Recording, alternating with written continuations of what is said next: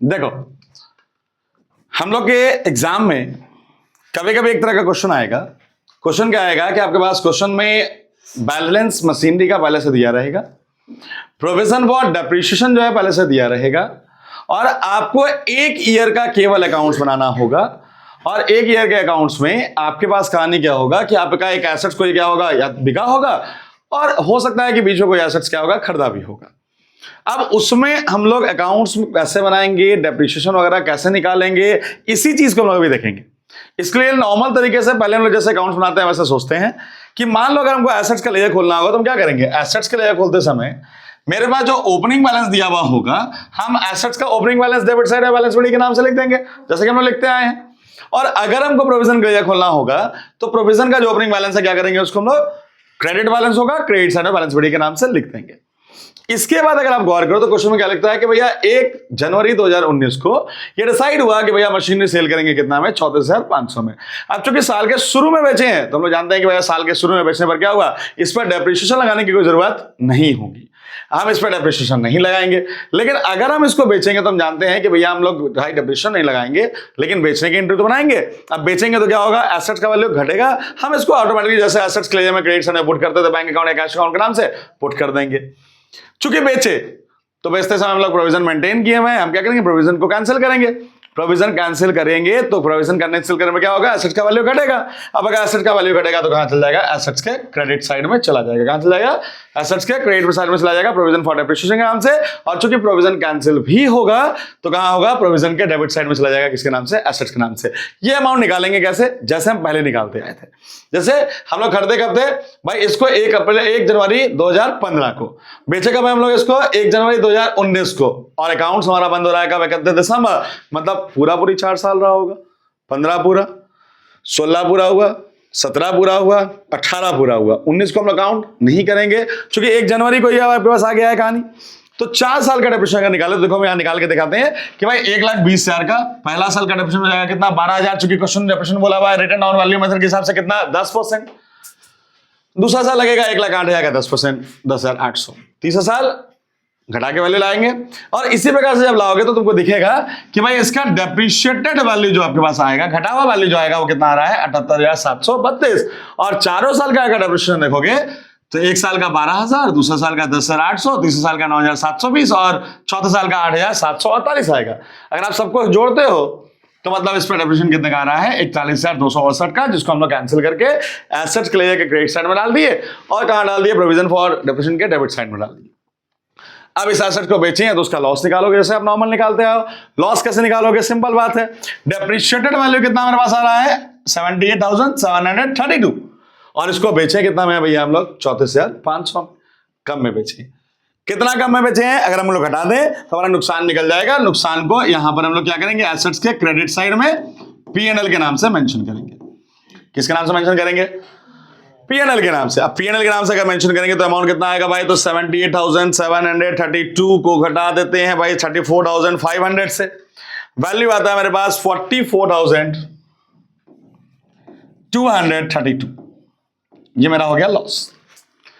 अब जो एसेट बेचे उसका लॉस वगैरह तो निकल गया। लॉस निकलने के बाद जो मेन प्रॉब्लम आता है इस क्वेश्चन में वो क्या है कि भाई रिमेनिंग एसेट्स का डेप्रिसिएशन कैसे निकाले। तो रिमेनिंग एसेट का डेप्रिसिएशन निकालने के लिए आप एक रामबाण बात याद रखिएगा, वो क्या भाई, आपको करना कुछ नहीं है, आप सिंपली जो एसेट्स का ओरिजिनल कॉस्ट शुरू में दिया हुआ उसको पकड़िए, कितने का दिया हुआ है, 8 लाख का दिया हुआ है। अब इसमें से कितने का एसेट्स आपका बिक गया, उसका ओरिजिनल कॉस्ट को देखिए, दिया हुआ है 1,20,000 का, यानी आपके पास बचा हुआ स्टॉक कितने का होगा भाई, तो ऑब्वियस घटा के लाएंगे तो 6,80,000 रुपए का आएगा। 8 लाख में 1,20,000 खत्म हो गया, बचा कितना आपके पास, 6,80,000 का आएगा। अब आप केवल बताइए, चूंकि डिमिनिशिंग बैलेंस बता रहा है तो पता लगाइए कि भैया इस 680 पर आज तक कितना डेप्रिसिएशन लगा। कैसे पता लगाएंगे, इसके लिए देखो आपके पास सारा एसेट जो पहले से था, जो नहीं भी बिका था, उसको मिलाकर डेप्रिसिएशन कितना है, 3,18,000 का। 3,18,000 में आप जो एसेट बेचे उसके डेप्रिसिएशन को कैंसिल किए हो सर, कितना है अमाउंट, 41,268 का। तो जो अगर हम इस अमाउंट को घटा दे किसमें से, 3,18,000 में से, तो रिमेनिंग एसेट्स का डेप्रिसिएशन हमको पता लग जाएगा ना कि आज तक कितना लगा है। इसके लिए हम लोग क्या किए, हम लोग 3,18,000 में से 41,268 को क्या किए, घटा दिए। तो जो मेरा अमाउंट आया 2,76,732 यानी 2,76,732, ये क्या पता लगा, ये मेरा रिमेनिंग एसेट जो था 680, उस पे आज तक का लगा हुआ डेप्रिसिएशन है।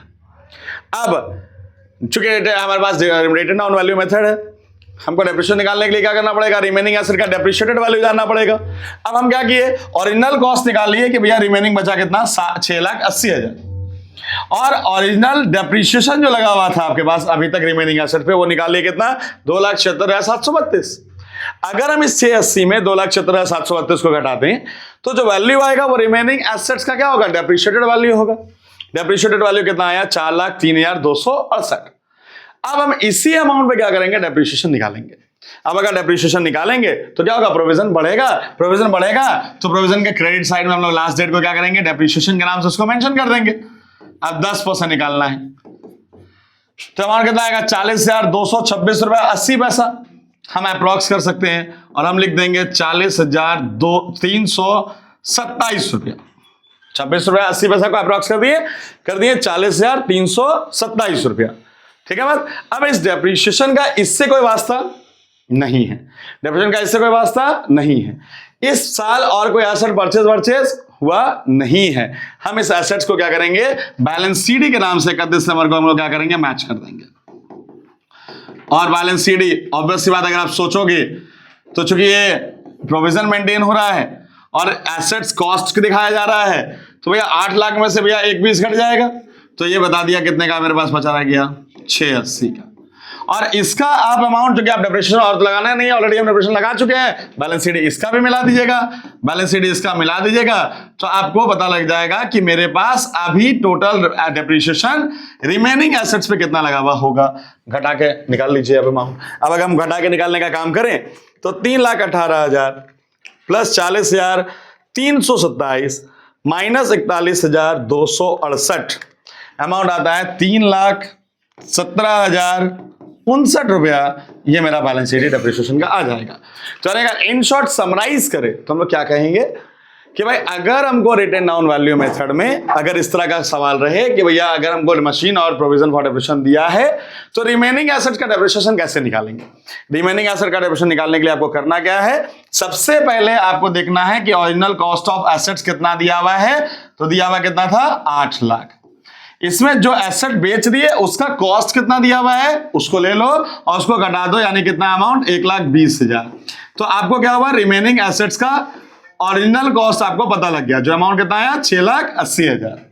इसके बाद जब रिमेनिंग एसेट्स का ओरिजिनल कॉस्ट पता लग जाए तो रिमेनिंग एसेट पे आज तक कितना डेप्रिसिएशन लगा है उसको निकालो। रिमेनिंग एसेट का डेप्रिसिएशन कैसे निकालेंगे, सिंपल, हम लोग इस अमाउंट को लेंगे जो दूसरा डेप्रिसिएशन लगा है, और अगर इस साल बेचे गए एसेट पे कोई डेप्रिसिएशन लगा होगा तो उसको ऐड करेंगे, और जो कैंसिल किया गया डेप्रिसिएशन बेचे गए एसेट्स पे उसको क्या करेंगे, लेस करेंगे। जो वैल्यू आएगा उस वैल्यू को रिमेनिंग एसेट्स के ओरिजिनल कॉस्ट में से क्या करेंगे, घटा देंगे। घटा के जो अमाउंट आया ये रिमेनिंग एसेट्स का डेप्रिशिएटेड वैल्यू है। इस डेप्रिशिएटेड वैल्यू का जितना परसेंट हमको बोलेगा डेप्रिसिएशन निकालने के लिए निकालेंगे और लगा देंगे। इतना ही सा छोटा सा काम करना है इस तरह के सवाल में। उम्मीद है क्लियर हो गया होगा, कोई डाउट तो नहीं।